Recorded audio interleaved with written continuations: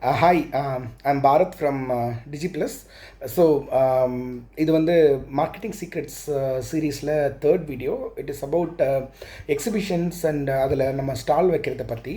So இந்த மாதிரி exhibitions வந்து நமக்கு டிஸ்ட்ரிக்ட் லெவலில், ஸ்டேட் லெவலில், national as well as international லெவலில் நடந்துகிட்டே தான் இருக்குது. நீங்கள் பார்த்தீங்கன்னா அட்லீஸ்ட் மந்த்லி ஒரு எக்ஸிபிஷனாவது நடக்குது நிறையா இடத்துல.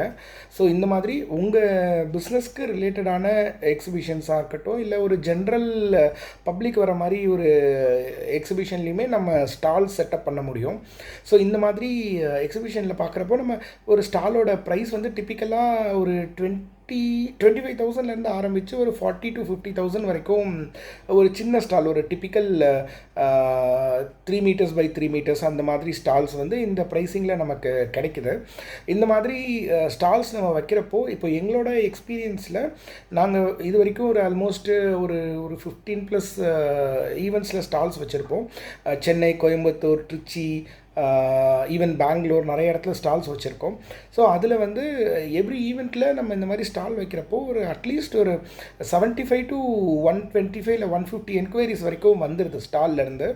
அந்த என்கொயரிஸை நம்ம எவ்வளோ க்ளோஸாக ஃபாலோ பண்ணி எவ்வளோ சீக்கிரத்தில் அந்த அவங்கள வந்து சேல்ஸாக கன்வெர்ட் பண்ணுறோம் அப்படின்றது தான் நம்மளோட ரெஸ்பான்சிபிலிட்டி. இதில் மோஸ்ட்லி வந்து பார்த்தோன்னா ஒரு அப் டு ஒரு 50% ஆஃப் அந்த நம்ம அந்த எக்ஸிபிஷன் வைக்கிற ஸ்டால் வைக்கிறதுக்கு செலவு பண்ணுற பணம் வந்து அந்த எக்ஸ்போ நடக்கிறப்பவே நம்மளால் எடுத்துட முடியுது. சம் ப்ராஜெக்ட்ஸ் வந்து நமக்கு அங்கே இமிடியேட்டாகவே க்ளோஸ் ஆகும்.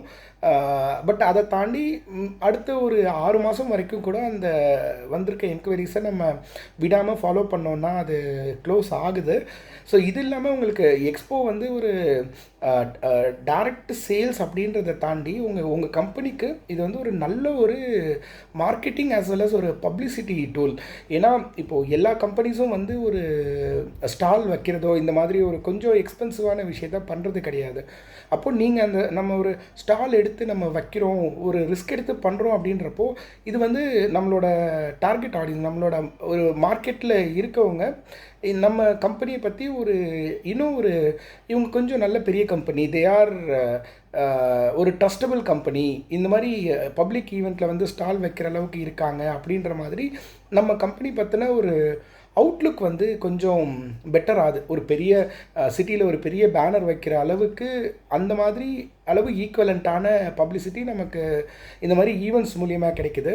ஸோ கண்டிப்பாக எக்ஸிபிஷன் ஸ்டால்ஸை ட்ரை பண்ணுங்கள். தேங்க்யூ.